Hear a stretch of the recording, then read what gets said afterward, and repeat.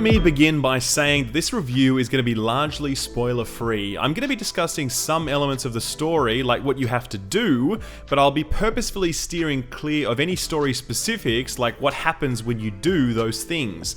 Unless you want to go into Mass Effect Andromeda with absolutely no idea what's going to happen, this review should be fairly safe to watch. Alrighty.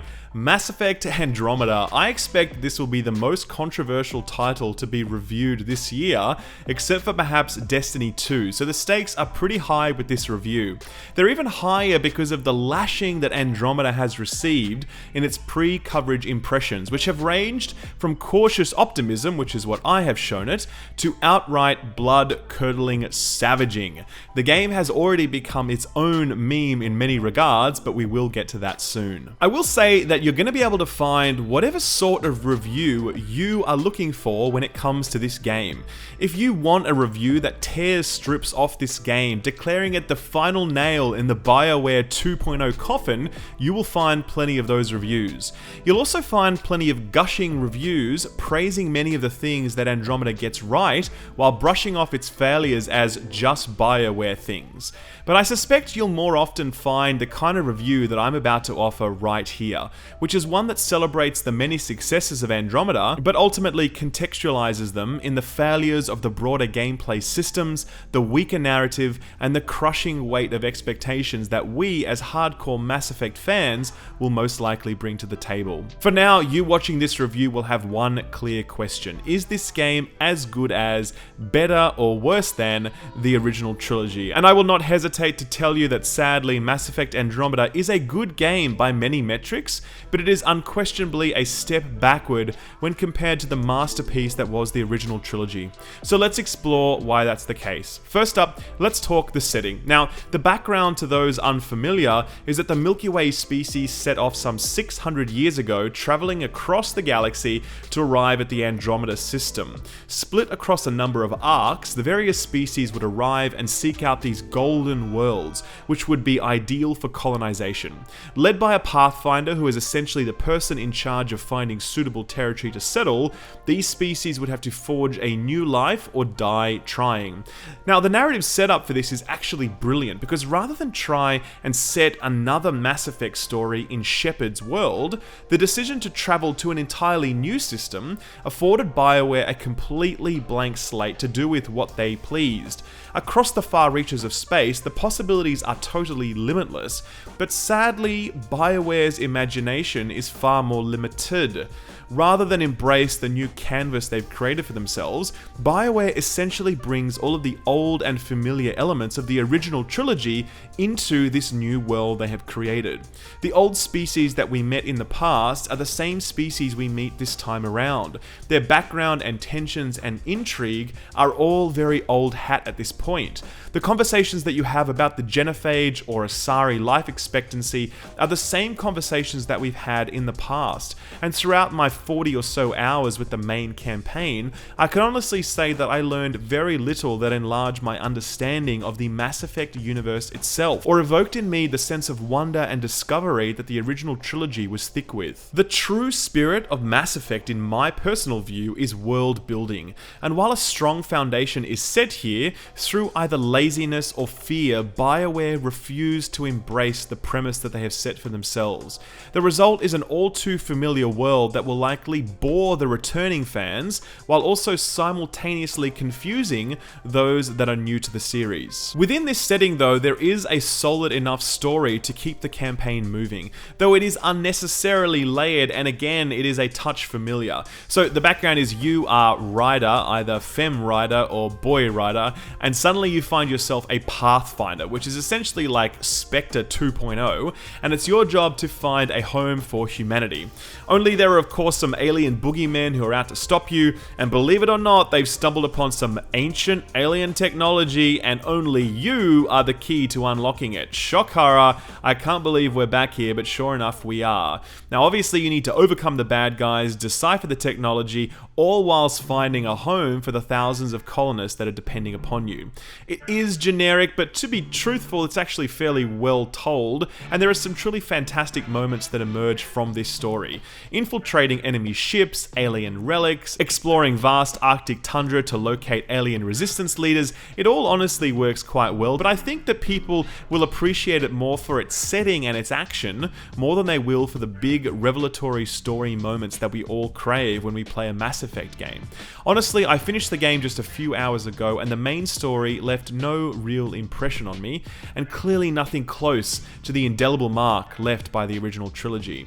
And there's another story here which is very much undertold, and that's the story of finding the missing arcs of the other species. There are 4 arcs to be found throughout the game, but you can actually progress through the story completely ignoring this requirement, which is a real shame, because some of the best and most satisfying story moments come from chasing down these arcs and rescuing their survivors.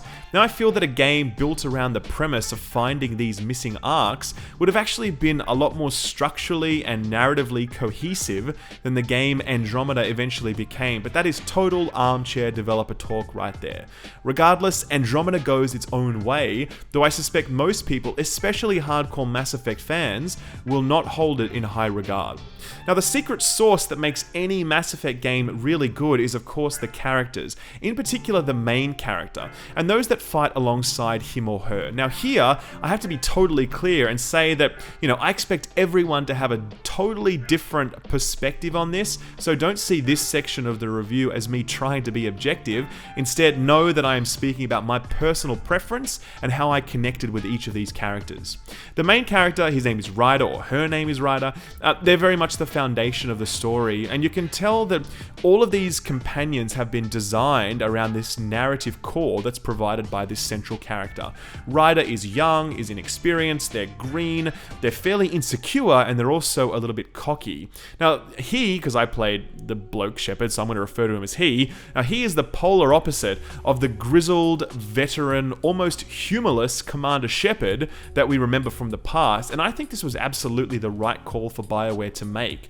To have tried to recreate Shepard or anyone similar to him in another character would have ultimately just pissed off people and would have invited comparisons at any moment. Their decision to break with the veteran archetype, that was totally the right decision here, and I really applaud them from doing that. Sadly, BioWare chose to mirror Ryder's youth and insecurity and vulnerability in almost all of his crew members. Where the original trilogy crew were all strong and experienced and capable and kind of wise, each bringing a unique strength to the fore, Andromeda's companions are almost sort of childish or juvenile in their outlook, their interest, their manner of speaking, and their sort of combat experience. It sort of feels like this crew stole their parent ship and they're kind of out on spring break when all of a sudden they have to save the galaxy. I feel like the crew of Stranger Things, like that cast, actually has more emotional maturity than do the members of the Tempest. And Drac is the one exception to this in a way, because he's kind of like really old, he's over 1,000 years old, but to be honest, he's such a one-dimensional character that I found him so boring I almost stopped talking to him pretty much about halfway through the game. And there is one new character that's actually really well done, at least at the beginning. His name is Jarl, and he's the new Angaran species, he's one of those, and he enters the story in a really great way. He looks like he's the adult in the room, but eventually he kind of like devolves to this blubbering emotional mess because they really want to impress upon you that the Angaran are an emotional people, and that needs to bubble up in really sort of obvious ways. The companion missions obviously get you closer to your crew, as they well should, but ultimately I just didn't find myself developing the connections to them that I'd hoped for. Now, this is obviously going to be different for everyone, but I do think you'll be hard-pressed to find many people that will argue that this new crew is a welcome change from the old veteran crew, even if you try your hardest to put those rose-tinted nostalgia glasses to one side. The final thing I will say about the narrative is how disastrously bad the new dialogue system is. I've seen plenty of people comment that they prefer this new system as it's more nuanced, but I cannot for the life of me understand how anyone at all would find this system better. It replaces one of the best parts of Mass Effect, the ability to be a complete jerk or a complete paragon of virtue, with a system that gives you 4 nearly identical options at every turn. I understand that many people found the old Renegade system too binary. Absolutely, totally get that, and it definitely forced you down a certain path. But the answer to that was surely to evolve that system such that there were more choices with more consequences. This new system completely guts player agency. Your decisions are totally meaningless, and you're almost always the good guy. It's just a question of how good you are. And to be honest, I think that this is actually the cardinal sin of Andromeda's storytelling. There's a moment in Mass Effect 1 where your crewmate Ashley is telling you her extremely boring backstory, and you as Commander Shepard actually have a dialogue option to call out how boring she is being. You can literally say, "My god, that was the most boring thing I've ever heard." And it totally makes the scene. It goes from being this super dull, "Oh my god, I can't believe I'm listening to this" kind of moment, to being this incredible, like, "Oh my god, I can't believe Commander Shepard just said that" kind of moment. It's awesome, right? And I feel like with all the banality that is being thrown at me within Andromeda, like the ability to be a jerk in the face of all of this would have been so rewarding and kept the game so much more fresh and interesting throughout it. Honestly, the story and the companions are fine, but they're not great. But if I had the chance to actually interact with them in the way that I choose, rather than the pre-configured good guy path, I absolutely would have enjoyed the game a hell of a lot more. Within the dialogue system as well, I'll say the romance system is an option that is really showing its age. It's literally like, see the heart icon, push it every time. It's like putting a quarter into a vending machine and waiting for candy to pop out. It's super outdated, it's super unrewarding, and it's very much about just pushing that button as many times as you can until you eventually get lucky. If there was one portion of the dialogue system that should have been updated, it was absolutely this one. That's all the story stuff, and I think we can kind of move on from that to other things. Why don't we talk about the awkward elephant in the room, which is the facial animations. So, absolutely, they totally suck. Like, they are the worst of the worst. They are laughably bad, and it's an absolute travesty that BioWare let them out the door as they are. You know, there are key, critical, emotional story moments where I am literally bent over laughing in real life because of how bad these facial animations are. They absolutely take you out of the action, and they absolutely reduce your immersion factor. They are, as everyone says, absolutely unacceptable. But at the same time, they don't completely destroy the experience. In a sad way, you actually kind of find yourself getting used to them, and you're able to kind of pretty much ignore all but the most ridiculous examples. This game has much bigger problems than its facial animations, so don't dwell on them too much. But if you're someone that can't put up with them, then absolutely do not buy this game. You will hate it. You know, and obviously at the same time, in connection with that, the character creation also sucks, but you can decide for yourself how important that is to you. Visually, the game is very solid. It was never trying to be the best looking game on the market, but it does come damn close a few times, especially in the vaults, which are these ancient alien technology structures that you're looking to explore.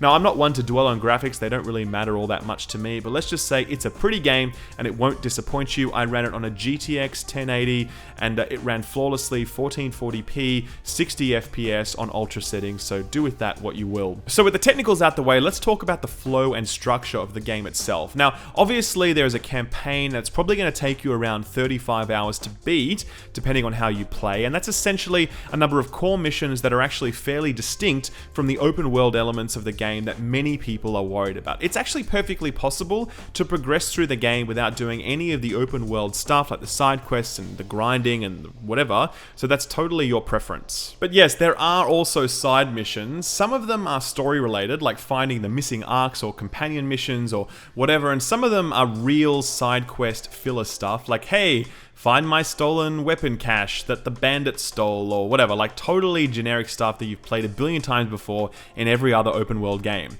The main missions, as I've said, are actually really good, but I suspect most reviews probably won't call out just how good the core campaign missions are. They just work really well, and I just kind of felt really immersed in the story and the characters and the action when I was going through them. The side quests are a totally different story, and to be honest, I'd actually kind of recommend avoiding them if you want to have a really well-paced, interesting experience. The side quests just kind of bring everything to a grinding halt, which is a bit par for course when it comes to open world games. Now, on the topic of the open world, it does need to be said that the development of Mass Effect Andromeda started 5 years ago, which was a time when Far Cry 3 and Assassin's Creed 3 had only just been released. A time when the open world genre was really only beginning to hit its stride, and I think it's little surprise that the open world elements in this game feel pretty aged at this point. While it doesn't ever descend into the depths of like proper Ubisoft-itis, it does come close. Scan this, collect that, unlock this outpost, it's all pretty sort of old school, similar to the way that Horizon Zero Dawn was, which was a great game by the way, don't get me wrong, but its open world elements did feel sort of really out of date versus the awesome contemporary setting and the characters. Andromeda does mix this up a little bit, but I can say that, you know, the Mass Effect formula is, in my view, actually worse off for having gone open world, since it actually piles on a number of broken and bloated systems that force players into this open world, but I'll explain some of that detail soon. But before I do, let's talk combat. Now, the combat in Andromeda is truly excellent, propped up by a number of things. Firstly, weapon diversity is just awesome. There are so many weapons and they all feel totally different, but they're always great. You know, it's a huge achievement on that front from BioWare. The mobility of combat is also exceptional. The jetpack may seem like a gimmick at first, but when you get to grips with it using your dodge button and the like, you really start to see how rewarding this combat loop can be as you sort of jump in the air and hover and fire and dash to cover at the last minute before being blown up. All of it is just really great. Enemy AI can be pretty stupid some of the time, well, most of the time to be honest, but they hold their own and they sort of just allow you to do your thing. As long as you can shoot them and use your skills on cooldown, it always seems quite enjoyable. And it's the skills that really define the combat experience. There are just so many of them to choose from, be it flamethrowers or biotic pulls or pushes or dashes, melee attacks, mobile cover, grenades, whatever. It's just a huge amount of awesome diversity, the likes of which this series has never seen before. I honestly found myself yearning more for combat than I did for story moments, which I think says a lot about what the DNA of this new Mass Effect experience is. But sadly, the combat experience does have a major shortcoming, and one that really goes to the core of the game's open world-based economy. See, I have all of these skills available to me, and I've always been told that I could kind of develop these different loadouts and switch between them on the fly, but the fact is you just don't have enough skill points to spare to be able to build out all of these different profiles. You actually need to put your skill points into the skills you already have, rather than putting them into newer, different, lower level skills. Otherwise, you've just got no chance of beating the combat encounters later on, or at least it's much harder. So the issue here is that the game needs to sort of throttle the pace of your leveling to incentivize us to enter the open world and grind all of those side quests, rather than give us those skill points from leveling up during the main campaign. And the net effect is that we spend all of this time gazing longingly in our menu, wishing we had enough points to be able to pick up all these awesome fun abilities and create these loadouts, but the only path to do that is to grind the side mission content that is straight up inferior to the core campaign content. And this same economic rationing completely cripples the crafting system. There is actually a really awesome, interesting crafting system in Andromeda, allowing me to craft so many different weapons and gear and nomad upgrades and all sorts of stuff that I'd love to use. But to be honest, over my like 50 hours of play, I crafted like 2 things because the system is so ridiculously dependent upon so many types of materials and currency that it's basically impossible for me to get anything I actually need unless I did all the boring bullshit stuff like mining materials in my Nomad or scanning planets. Like, honestly, if I were you, I would totally write off and ignore the crafting system unless you are someone that plans to do all of the open world side quests and farming, because otherwise it is totally inaccessible to you. And this really is the core design issue that I kind of touched on a little bit earlier. Andromeda, its biggest weakness is that it was clearly designed by committee. There are tons and tons of different divergent gameplay systems awkwardly piled on top of each other, attempting to create depth and replayability, but really only achieving and frustrating the player. Where I should feel powerful by the end of my playthrough, I actually feel underpowered and underleveled and undergeared because the economy supporting my gameplay decisions is so stingy that it blocks off huge portions of the game. BioWare is clearly an inclusive, team-focused sort of developer, but honestly I feel like they need a little bit of Napoleon in there, someone to grab them by the scruff of the neck, cut out 30 to 40% of the chaff that made it into this game, and then just focus really squarely on what makes Mass Effect great, which is strong world building, gripping storytelling, memorable characters, and true player power. With that level of razor focus, the game could have been finished earlier, and BioWare could have done what this game so desperately needs, and that is put a layer of polish on this thing. Right now, it's clear as daylight that this game was rushed out the door. Between the facial animations, NPCs holding their guns backwards or no guns at all, awkward walking, badly scripted cutscenes, no functional camera in cutscenes, issues with positional audio, stability issues, all sorts of stuff, it was super clear that they just weren't ready to get it out on time, and that's the first time I can really say that playing a BioWare game. BioWare has a very strong reputation on this front. It's one of the few developers left that still have that reputation, and I hate to see them forfeit this reputation because they were too focused on implementing gameplay systems that did little to deepen our connection to the universe or the characters within it. For a game that's set in the future, Mass Effect Andromeda really feels like a game deeply rooted in its past and totally unambitious in its desire to move beyond it. It's for these reasons that I have to score the game 7.5 out of 10. While the core story is good enough, it's generic, and the lack of world building going on feels like either laziness or a lack of ambition. The new protagonist is a really good start and has a great arc ahead of them over the future games that I'm sure will come, but his crew do little to offset his youth and inexperience, and I feel very little connection to those people. The open world elements can provide some great moments as you traverse unfamiliar territory, but the impact that this creates on the skills and crafting economy undermine the huge improvement in the combat system. And the myriad of other gameplay systems piled on top of all of this, many of which I haven't even listed in this review, really just distract from the core experience rather than improve it. There's a lot of game to be enjoyed across Mass Effect, and certainly I plan to continue playing it, as honestly I do enjoy it. Like, there's no doubt about that. I had a good experience throughout the course of this game, no question, right? But taken as a whole, and in the context of how high a bar the original Mass Effect games have set, there's a lot for BioWare to think about as they prepare for what I'm sure is a sequel coming in 2 years' time. I really do wish BioWare the very best for this. It wasn't a great showing, but I still have faith that BioWare can turn this around and produce a great Mass Effect game in the future. Here's hoping, at least. I enjoyed Mass Effect Andromeda, don't get me wrong, but I suspect many people won't, especially those that are not willing to look past its many shortcomings. It is worth looking at, it is worth checking out, but it is unquestionably something that has fallen short of what we had hoped for. Guys, that's it from me, that's the review. If you made it this far, thank you very much for watching. I really enjoyed the process of reviewing Mass Effect. It was the first serious review that I've done on my channel, so if you like that, then do give it a thumbs up, and if you don't give it a thumbs up, then that's fine as well. Maybe even give it a thumbs down if you didn't like it. That feedback is still useful to me. I'm going to be doing more Mass Effect videos in the future, particularly focusing on the multiplayer, which I haven't spoken about in this review. I'm going to speak about it separately, but it's good. It's just straight up fun. It's just killing stuff in waves over and over again, but it's always enjoyable, and so I do recommend checking that out as well. Guys, thank you very much for watching. Take good care, and I'll see you next time. Bye-bye.